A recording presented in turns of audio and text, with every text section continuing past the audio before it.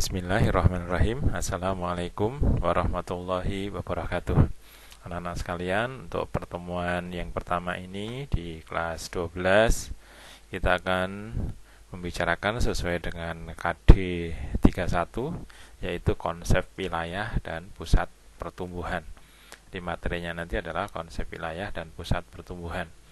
Untuk itu kita nanti akan belajar tentang pengertian dulu. Jadi dalam kegiatan sekarang ini, pertemuan kita ini hanya membicarakan tentang pengertian apa itu wilayah, apa itu lokasi, daerah, kawasan, dan perwilayahan. Itu yang akan kita bicarakan untuk pertemuan kali ini. Yang pertama adalah apakah itu wilayah atau disebut region. Jadi yang dimaksud wilayah adalah bagian dari permukaan bumi yang teritorialnya dibedakan dengan daerah lain berdasarkan sifat khas atau karakteristik tertentu. Atau dengan kata lain, wilayah itu adalah bagian bentang alam yang dibedakan dengan daerah lain berdasarkan karakteristiknya atau sifat khasnya. Jadi daerah satu dengan daerah lain itu bedanya apa? Itu namanya wilayah. Oh, yang satu misalnya daerah pertanian, yang satu daerah industri. Itu berarti sifat khasnya berbeda-beda gitu.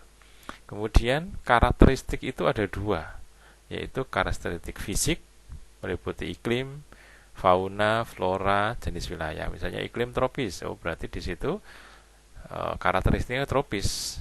Kemudian subtropis, kutub, itu kan beda, itu kawasan. Jadi kawasan iklim tropis, kawasan iklim wilayah iklim tropis, wilayah iklim subtropis dan dingin. Fauna juga begitu. Di Indonesia ada fauna barat, tengah, dan timur.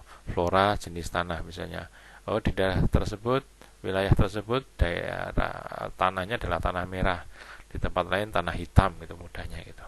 Kemudian karakteristik yang kedua adalah sosial. Pemukiman, bahasa, mata pencaharian, dan seluruh yang bersifat budaya, bersifat sosial. Ya, setelah kita belajar mengerti tentang pengertian wilayah, sekarang pengertian yang ada di sebuah wilayah atau bentang alam yang beda tadi. Yang berikutnya adalah lokasi. Lokasi itu adalah bentang alam di mana terjadinya sebuah kejadian atau peristiwa. Jadi ada kejadian A, di mana itu namanya lokasi. Lokasi itu ada dua nanti, lokasi absolut dan lokasi relatif. Lokasi absolut itu dengan garis lintang dan garis bujur.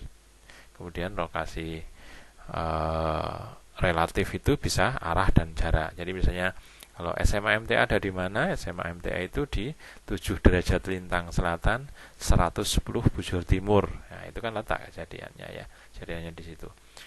Atau kemudian yang relatif itu contohnya adalah misalnya Tawangmangu itu dari Solo ke timur, dari arah ke timur 24 kilo, berarti itu dan jarak gitu ya.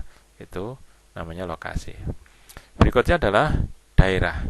Daerah itu bagian dari permukaan bumi dalam batas administrasi kewenangan pemerintah. Jadi daerah itu dipakai untuk pemerintah itu. Misalnya kabupaten, kecamatan, kelurahan, provinsi itu maka namanya daerah. Kali ini yang dipakai adalah sebagai batas administrasi, tidak pada ciri khas yang tadi, ciri khas fisik maupun sosialnya.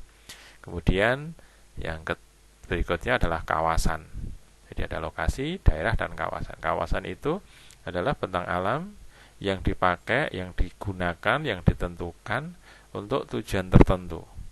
Jadi kawasan itu dibatasi untuk tujuan tertentu. Contohnya hutan lindung, kawasan industri, kawasan pariwisata, daerah pertanian, dan lain sebagainya. Wilayah dibagi menjadi dua, yaitu wilayah formal dan wilayah fungsional. Wilayah formal itu adalah wilayah yang seragam, cirinya homogen dan statis. Ini biasanya karakteristik fisik. Jadi kalau misalnya daerah itu daerah pertanian, maka akan bersifat homogen dan statis, berlangsung sangat lama gitu. Untuk berubah memerlukan waktu yang lama. Jadi formal itu yang fisik-fisik. Kemudian wilayah fungsional adalah wilayah yang mempunyai fungsi bagi daerah lain. Wilayah yang mempunyai fungsi bagi daerah lain, sifatnya heterogen dan dinamis. Di sini contohnya Jakarta sebagai tempat kerja, dimanapun bisa menjadi fungsional. Misalnya Tawangmangu itu bisa dipakai untuk pariwisata daerah sekitarnya. Kemudian Ngargoyoso juga begitu. Kemudian misalnya lereng Merapi, Banjarnegara Dieng, fungsinya adalah pemasok sayur, kentang dan lain sebagainya. Itu sebagai wilayah fungsional. Berikutnya adalah regionalisasi atau perwilayahan. Jadi tadi ada wilayah, lokasi, daerah, kemudian wilayah kawasan, maka sekarang ada regionalisasi atau perwilayahan.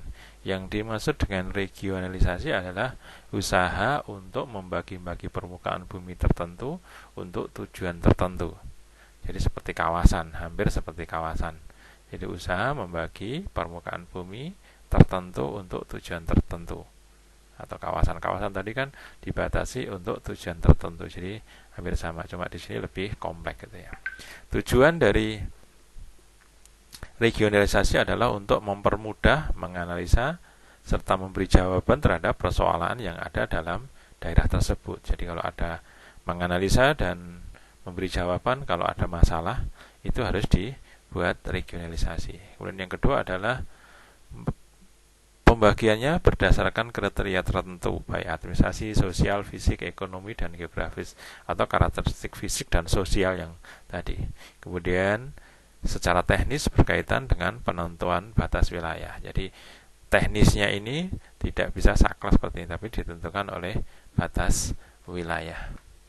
Manfaat regionalisasi adalah membantu memisahkan sesuatu yang berguna dari yang tidak berguna.